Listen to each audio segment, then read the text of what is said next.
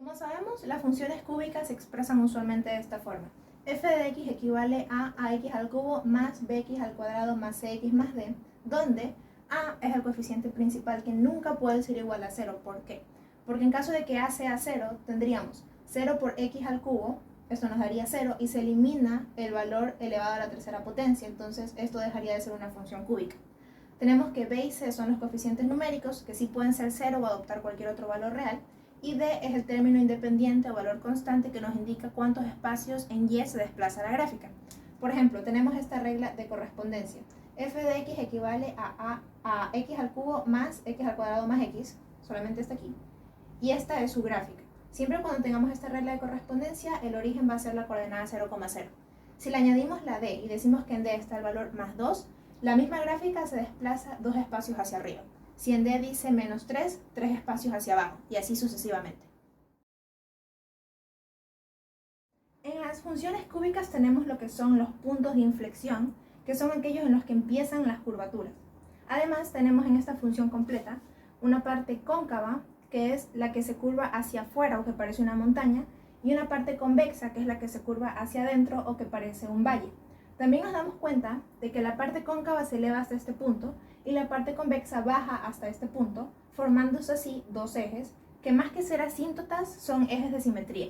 Debemos recordar que las funciones cúbicas no poseen asíntotas, es decir, que no hay ninguna recta que estas gráficas no crucen.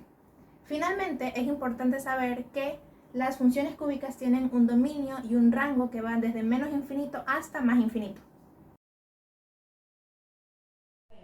Ya hemos hablado sobre las definiciones, características de las funciones cúbicas, ahora vamos a hablar sobre las gráficas.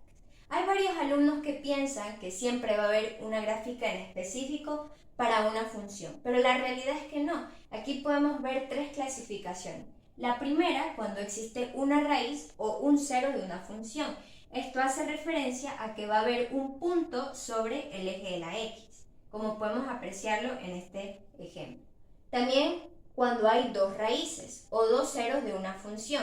Entonces encontramos dos puntos interceptando el eje de las x y y va a ser igual a 0 en dos oportunidades. Y finalmente, cuando existen tres raíces, como podemos ver aquí, hay tres puntos sobre el eje de las x, y va a ser igual a 0 en tres coordenadas, y podemos distinguir ahora sí las tres clasificaciones. Entonces, si nos preguntan en una lección, determine si hay dos raíces, tres o una, solo debemos de fijarnos en el eje de las x y ver cuántos puntos están sobre la misma. Muchas gracias. Ahora sí, hemos traído una expresión cúbica. Sabemos cómo en una gráfica identificar si hay una raíz, dos raíces o tres raíces. Pero ¿qué pasa si el ejercicio no nos viene con la gráfica y solo nos dan la función? F de x sabemos que es y vamos a hacer que y sea igual a 0.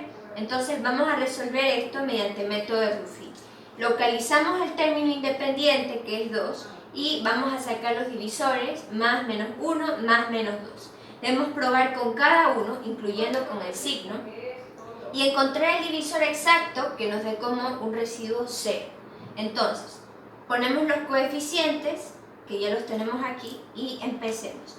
Bajamos el 6, 6 por menos 2 es menos 12, 13 menos 12 es 1, 1 por menos 2, menos 2, 3 menos 2, 1, 1 por menos 2, menos 2, y finalmente 2 menos 2, 0. Entonces hemos encontrado, está bien, es menos 2, y el primer factor va a ser x más 2 igual a 0.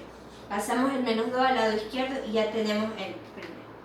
Ahora, el segundo factor, entonces tenemos x más 2, y el segundo es aquí, el primer término va a ser cuadrático, 6x al cuadrado, más el término lineal y el término independiente, que son los que están, todo esto igual a 0.